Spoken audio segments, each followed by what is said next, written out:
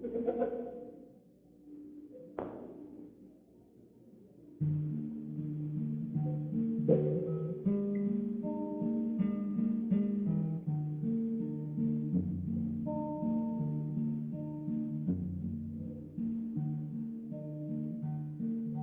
everyone, and welcome to F-Bomb Friday. I am your host, Tracy Preston, along with my husband, Todd. Hey, hon. Hey, baby. Are you ready? I am ready. Let's hit it. You've heard of the Loch Ness Monster, right? Well, did you know that Michigan has its own large, lurking lake monster as well? That's right. Her name is Bessie, also known as the Lake Erie Monster or South Bay Bessie. Another fun fact of Michigan, with our surrounding of the Great Lakes, we get to share much of our lore and legends with our neighboring states and Canada. Bessie is a cryptid, a serpentine creature that is said to inhabit Lake Erie, Michigan's southernmost Great Lake. Along with Michigan, Lake Erie shares its shores with Ohio, Pennsylvania, New York, and Ontario, Canada. Sightings of the Lake Erie Monster span for decades, with its first reported encounter from the late 1700s. The legend of Bessie has its roots in the First Nations culture with the name Onair, which comes from the Mohawk Indian tribe and means snake. Referring to a horned dragon-like snake that breathes poison and fire. The Lake Erie Monster got its name Bessie in the 1980s when the Port Clinton Beacon newspaper in Ohio held a contest to officially name the creature. The winning name was South Bay Bessie, named after Davis-Bessie nuclear power plant, and was over time shortened to simply Bessie. The creature's description varies from accounts, generally described as a large snake-like creature ranging from 20 to 50 feet long. Some sightings report Bessie has a dog-like head, while others say she has a large, flat head that resembles that of a snake. Some sightings mention large fins or appendages which look like human-shaped arms. Her colors have been described as gray, dark brown, copper, or silver. Some speculate that sightings could be misidentified large snapping turtles, old catfish, or schools of fish. Others suggest that Bessie could be a lake sturgeon, which is a large fish species that can reach lengths up to 10 feet long and weighing over 300 pounds. That's a big fish. That's a big fish. Sturgeon are cool looking, though. Yeah. The first recorded sighting of the Lake Erie Monster was in 1793 when the captain of the sloop, a small one-masted sailboat called Felicity, startled a large snake-like creature while shooting ducks just north of Sandusky, Ohio. He described the creature as being more than a good 16 and a half feet in length. In July of 1817, the crew of a schooner reported seeing a long, dark-colored serpent in Lake Erie that was 30 to 40 feet long. Not long after that occurrence, another boat crew witnessed a similar beast in the waters, this time 60 feet in length and copper-colored. The crew shot at the creature, which seemed to not affect it.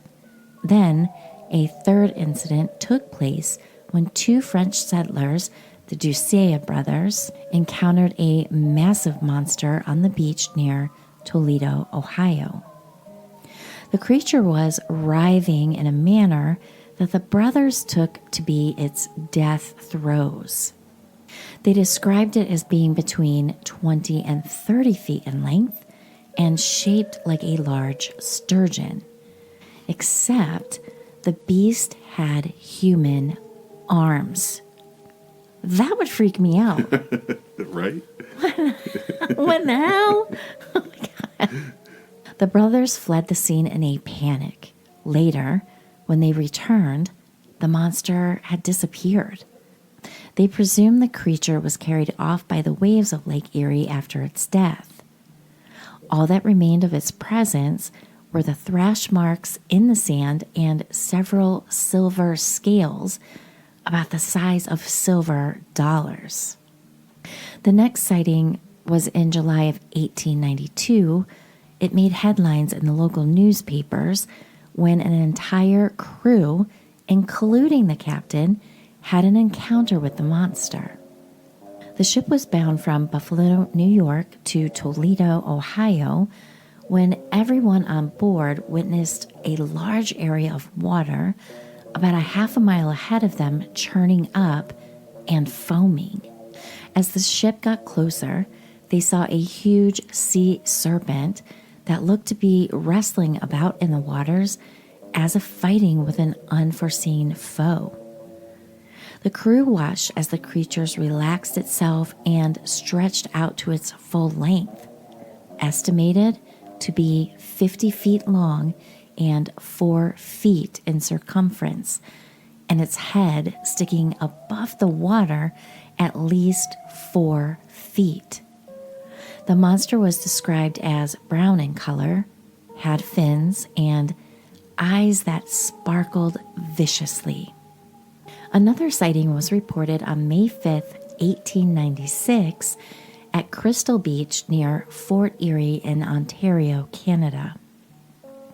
4 eyewitnesses observed a 30-foot-long creature with a dog-shaped head and a pointy tail.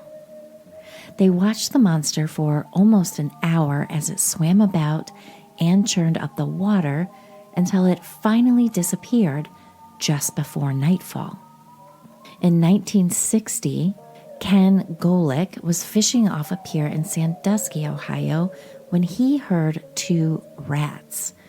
He threw a rock toward the sound, and then he saw a large creature rise out of the water. He said the creature was shaped like a cigar and measured 1 to 2 feet wide. It pushed itself out of the water with its 4 flippers, then it rested on a beach nearby.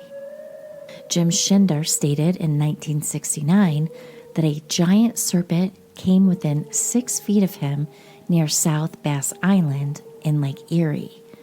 He couldn't say how long the creature was, but it was at least 2 feet wide. In 1981, Teresa Kovac of Akron, Ohio, saw a serpent-like reptile with flippers. She stated that the beast was large enough that it could have easily capsized a boat. She also stated that the creature appeared to be playing. Tony Schill of Akron witnessed a giant snake-like creature when he was boating in 1985 in Lake Erie. He reported that it was dark brown in color and had a long, flat tail. He also stated that the creature had 5 humps that came out of the water, and there was no possible way it could have been a sturgeon fish. Tony had a friend that was also boating with him that day, and he reported also that the serpent had 5 humps, but was closer to black in color. Later that same year, Dale Monroe claimed that he spotted a sea serpent from the Lorraine Coast Guard station. He stated it was visible for 4 minutes. He estimated that the creature was at least twice the size of his 16-foot long sailboat. In 1989, Gail Kastner obtained a fish finder graph from a boat that his friend owned. The fish finder had a sonar reading of a large cigar-shaped entity that was 35 feet in length and 30 feet underwater. There were 4 reported sightings of Bessie in 1990. One witness claimed to have seen a creature that was 35 feet long and had a head that resembled a snake. In another occurrence, Bob Sirocco claimed he saw a porpoise or whale while jet skiing in Lake Erie. However, porpoises and whales cannot survive in fresh water. Nonetheless, Bob insisted he recognized an aquatic air breather. He also stated that the creature was very long, had humps, and gray spots. On July 6, 2024, a boat was capsized on Lake Erie, leading to a series of rescues and a search for missing people. 2 people were rescued, 1 person was found dead, and the search for the 4th missing boater was suspended. The incident happened just off the coast of Perry, Ohio. Also, in 2024, the Coast Guard rescued 5 people clinging to a cooler after their 22-foot boat was swamped by a wave 10 miles off Ashtabula, Ohio. Although there is no proof of any connection to these occurrences, some speculate that it was Bessie that had something to do with them. Well, here's the deal. I've never even been to Lake Erie. I don't think I have either. Isn't that strange? It's totally strange, and maybe there's a reason why. I know when we've talked about this before that we're like, oh, we don't know what kind of big old fish are in the Great Lakes, but I'm certainly not ever going swimming in Lake Erie. Well, Sandusky that's where Cedar Point is, right? Yes, Is that near Lake Erie? definitely Lake Erie. You're so excited about the rides and stuff. I know. Who cares? It's just water. Right? Yeah, but I don't know. What do you think? Well, there's actually a lot of legendary lake monsters in all of the Great Lakes. And it could possibly be the same one. Could be Bessie, or a family. Do you think it could be remnants of prehistoric type creatures? Well, that's one of the things that has been suggested. I can't remember the name, but these creatures very much, according to eyewitnesses, do resemble creatures that lived during prehistoric times.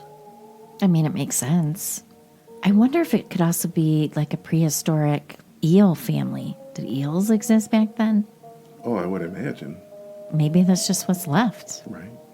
We got some deep waters, too, so, if they're just chilling and hiding out. I wonder why it's Lake Erie, because I think Lake Erie is the shallowest. It's the shallowest, it's the smallest. And it's probably nowhere near as cold as, right, the upper Great Lakes, Michigan, Huron, Superior. So maybe that's why they're not there. They need that. I'm sure it's still cold, but nowhere near as cold as the other lakes. Yeah. And with the one witness saying that he saw a blowhole, for this creature, could suggest that it's some type of mammal rather than a reptile. Oh, well, that would make sense, right? Why do people have so many sightings? It's got to come up and take a breath. Mm-hmm. And a lot of the descriptions were pretty close, 2 feet wide, which, would equate to 4 feet in circumference. Various lengths, but anywhere between 20 to 60 feet. Yeah. So, but long is long. 20 feet's long, 60 feet's long. Oh, yeah, it's long. I'm only 5'2". Now, if we go back to the story with the mermaids, a lot of mermaid sightings where people were actually seeing aquatic animals and mistaking them for monsters. Like Christopher Columbus thought he saw a mermaid, and it was actually a manatee. Yep.